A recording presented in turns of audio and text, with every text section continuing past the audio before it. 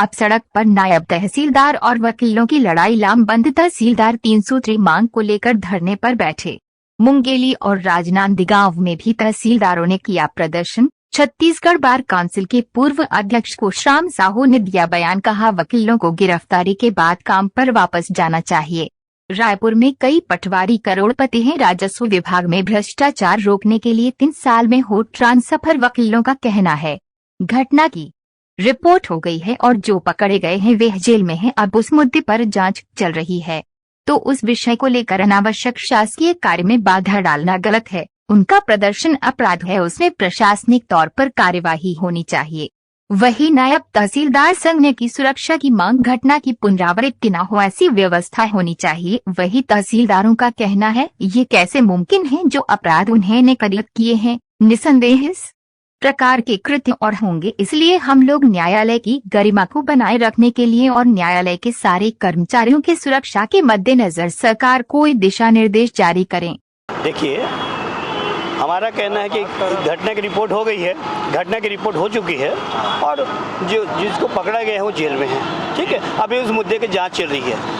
अब उस विषय को लेके अनावश्यक शासकीय कार्य में बाधा डालना, न्यायालयीन कार्य में बाधा डालना गलत है।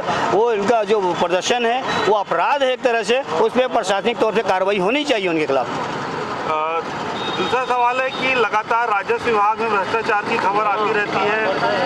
कई सबसे ज़्यादा मेरे ख्याल से इसी विभाग में करप्शन की खबर आती है और कार्रवाई भी होती है। कुछ गांव वाले विजिलेंस को फ़ोन करते पकड़े जाते हैं। तो आप लोग किस तरीके से त्रस्त हैं इनसे, ये बताइए। देखिए, यहाँ का भ्रष्टाचार को दूर करने का एक ही तरीका है साहब कि जो वहाँ प्रशासनिक जो बाबू जो रीडर बैठता है वहाँ और जो हल्का पटवारी है, हर 3 साल में उनका ट्रांसफर जिला से बाहर करना चाहिए, क्योंकि तृतीय श्रेणी कर्मचारी हैं और इनको जब तक आप जिले से बाहर नहीं करेंगे, क्योंकि मोनोपोली हो गई है। तो सर, आप तो रायपुर को भी तो कई पटवारी देखे हैं जिसके पास कई करोड़ की संपत्ति है। तो भ्रष्टाचार है, इसको दूर करने के लिए एक प्रशासन कड़ा कदम ले और ये जो सेवा गारंटी अधिनियम के तहत हर चीज़ की अवधि दी है उसके संबंध में प्रशासन को कार्रवाई करना चाहिए, उनके खिलाफ कार्रवाई करना चाहिए। जो वहाँ पे मारपीट हुई उसमें क्या पक्ष है आप लोग का, किस कारण से मारपीट हुई जो इतना वकील उग्र हो गए?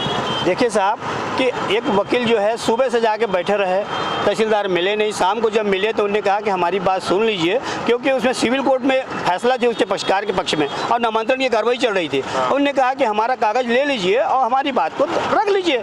आपने लेने से इनकार किया, तब मैं वकील आदमी पक्षकार की बात रखने गया हूँ, उतने में उसने पटवारी चपरासी को बुलाया और धक्का मार के निकलवा दिया। तो अपराध तो आपकी तरफ से हुआ ना, हमारी तरफ से नहीं हुआ। तो जो खबर आ रही है कि जो मारपीट हुई है, हम कल वहाँ बैठे थे तो एक वहाँ पे जो पीड़ित थे उन्होंने बताया कि हमारे साथ पीछे से मारा गया, मेरे कर्मचारी को मारा गया। देखिए साहब, आप देखेंगे कितने वाले कोर्ट वाले साहब थे और कितने बिना कोर्ट वाले थे। अब उस मारपीट में कौन मार रहा था, वो वकील था कि नहीं, वो जांच का मुद्दा विषय है, क्योंकि लोग हाथ साफ करने का मौका मिलता आ जाते हैं। लेकिन मैं नहीं कहता, यदि घटना हुई है तो उसकी कार्रवाई न्यायालय में जाएगी और न्यायालय निराकरण करेगा। यदि अपराध हमने किया, हम दोषी हैं, हमारे खिलाफ भी कार्रवाई होगी। और हमारे बार काउंसिल के अध्यक्ष ने कहा है, राज्यपाल साहब को, मुख्यमंत्री साहब को, चीफ जस्टिस को भी चिट्ठी लिखा है कि विधिवत इसकी जांच होनी चाहिए और सच बात सामने आना चाहिए और वकीलों को पक्ष सुना जाना चाहिए।